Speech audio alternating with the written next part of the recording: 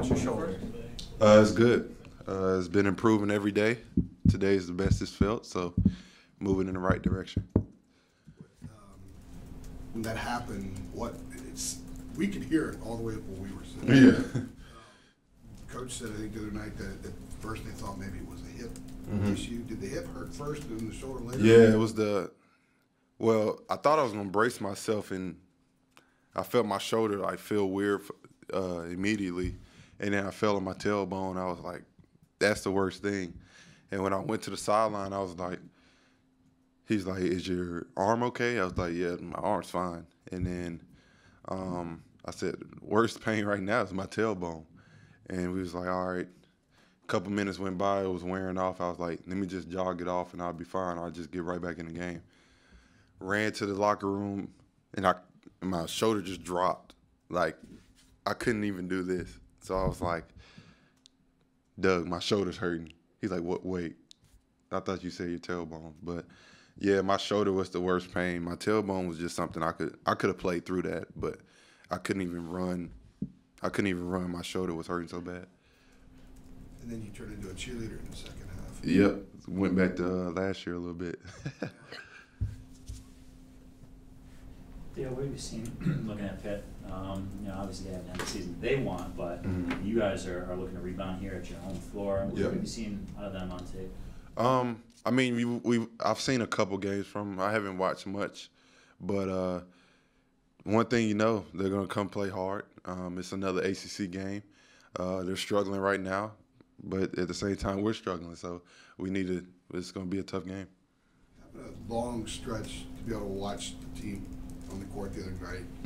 What did you see maybe defensively and defending the perimeter that maybe you don't sense when you're actually on the court that is an issue right now that is correctable? I think the biggest thing was over-helping. I think that was the biggest thing for us. Guys were helping when they weren't the help. We were helping from the strong side a little bit too much, and that'll just give the guy on the strong side just a step-in three, which we can't have. But it was just something we saw on tape, and hopefully we can correct. What have you seen in terms of improvements from the beginning of the year till now from Sterling and Garrison? Just understanding that every play is important. I mean, sometimes we have laws and where we don't do that, but at the same time, I think the biggest thing for them is experience. They've been in a lot of situations. Even Coach said it yesterday. He was like, do I have you in important times in the game? And they said yes. So you got to show me that you can play in these type of games and step up for us and make those plays. So they've been in big-time games and made big-time plays for us, and we just got to keep it going. With losing a stretch of games like this, something that hasn't happened often in your career. I mean, is there anything, maybe among the upperclassmen you guys have talked about, is just, that feeling, or maybe trying to get back on the right track? My message was just to build off that second half we played against Clemson. I texted them after the game, the group chat. I said, I wish I could have been out there with y'all, but the way y'all played and the way y'all fought back in that game it was fun to watch. I mean, y'all just, with the 3-minute mark, went down 9 because after Cam fouled him for 3, he made all 3 free throws, and we could have just laid down right there and like, all right, it's over. They fought back, tied the game up, and they made the plays at the end, and we didn't. And I told them, I was like, we keep that energy and we play like that, we can't be beat. And I think after practice yesterday, guys are understanding like we still have a chance to make a lot of noise, and we have the team to do it, so we're going to do all we can. Theo, you grew up in this state. You were certainly aware of the concept of the Carolina family. What has it been like since you've been here now, especially 4 years? What are some of the best parts? The biggest thing for me is just how many people outside of this, not just one team. Like, you got guys from the league always paying attention to our games. Even though if they don't watch it, they check our scores when they know we're playing. The biggest thing here is the summers. I mean, you have so many pros that come back that just come play pickup with us just to talk to us. even during the year, if they come and play in Charlotte, if they play anywhere close to here, they're going to try to come to a game. You got greats like Antoine Jameson, Rasheed Wallace, Phil Ford still coming around. So, I mean, that's the beauty of this program. It's a family, and it's yeah, I had to take that out. Couldn't say brotherhood. Yeah, but it's something that I'm glad I caught that too. That would have been terrible. But it's something. It's a family here, and that's one of the reasons I came here. I saw all the people that came back during the summer, and I'm like, if they come back, what do you think I'm gonna do? I mean, they care about this program just as much as Coach does, and they want us to be successful. Are there any of those guys, the older guys, that you've gotten close with in particular, or really enjoyed getting to know? Yeah, pretty much all of them. I mean, especially I've been here for 4 years, so if I have a relationship with them now, I don't know when I will. Yeah, Jawad Williams, Dino, of course Sean, Marv, all of them. I mean, they're all good dudes, and they contacts all Sheed, Raymond. I mean, it's a family. I mean, everybody's cool with everybody. If we need anything from them, we can call them whenever, and they'll take care of us. But that's the biggest thing about this program, is just the people around it. How about a month or so after you guys won the title, how many of those guys did you hear from? Just through a text or stopping by? It probably wasn't even a month. I mean, you heard from all of them. Sometimes you won't even hear from. They don't even text you. You see it on social media. They'll say something to you, something like that. Those guys, I remember Dino was like, he stayed up late or something over where he was playing at, and to watch the game just live himself. He didn't want to look at the score or nothing. He just wanted to watch himself, and it's just fun. I mean, it's cool. It's cool to see how much they care and stuff like that. Yeah, David Noel. David Noel. Yeah. What do you call him, Dino? I don't know. That's what they call him. I started calling him that too. Coaches handle the conversation about postseason resumes differently. Like Mike Bray, for example, he'll talk to you about quality wins and losses, those types of things. Roy obviously does not. I'm curious how that filters down to the players. Do you guys pay attention to any of that?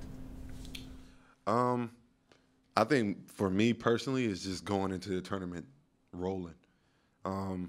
Right now we're going through a stretch where struggling a little bit, but I think for me personally, like I said before, that second half that we put on in the Clemson game, I think that got the train rolling a little bit. It got us back on track, and it's going to get this train rolling again. And I think that's the biggest thing. It's February. I mean, it's time to go now. And I remember I was talking to Joel yesterday. I'm like, look, bro, and we both agreed to it. Like, it's February. It's time to go. Our time's almost up, so we're gonna do everything we can to get this train going so we can make another run at it.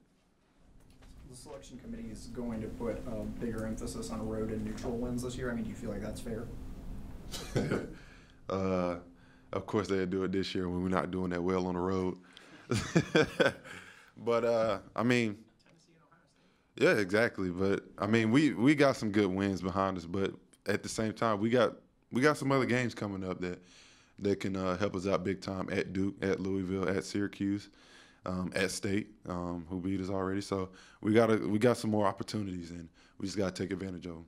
And so the thing is they count home wins as the 1 to 25 RPI teams, and they go all the way up to 75 for road wins. It's basically the same value. I mean, is there that much of a value of being at home? In my opinion, I think it depends on the conference too, though. You got to think about, like, the ACC is tough. Every game you play, it's going to be tough, especially on the road. I mean, nobody there is on your side except the 4 tickets you get to your family, and it's always tough. I mean, at Virginia Tech was a hostile environment. At Florida State, and then at the same time with North Carolina. So every arena we go in, it's going to be packed, and they're going to be ready to go. Given point guard right now, Joel is kind of the last man standing. Oh, yeah, I'm here. Well, that's what I was going to say. Is there a scenario where you see yourself maybe foul trouble or something for for Barry that Yeah. that you would be the point guard out there? I mean, I did it in the preseason when Joel got hurt the first time with his hand. I was playing point guard then, and I've been here 4 years, so I've seen what the point guard duties are, and I'm comfortable with it. Been doing it in practice the past couple of days, so I'm looking forward to it, honestly. Weren't you on the ball a little bit more against State last week than maybe it had been normal? Like Joel was playing. I thought the same thing. It was a little weird. Like, I found myself bringing the ball up a lot, but if you think about it, I had 15 rebounds. So, yeah, so I just took it from the board and went. But, I mean, they trust me with it, so I just try to make the best play out of it every time I get the ball. Anything else? Anybody? Totally random, but any other guys within college basketball you really enjoy watching, or any teams in particular? I mean, I'd be lying if I don't watch Trae Young. I mean, the dude's putting on a show. I sometimes, when they on TV, DeAndre Ayton, because I remember freshman year when he cooked us in Bahamas. And I just amazed how huge he is at that age. It's just like, come on, bro. Yeah. But, yeah, I watch a lot of college basketball. I love watching basketball, NBA, and college, so I'm always watching games.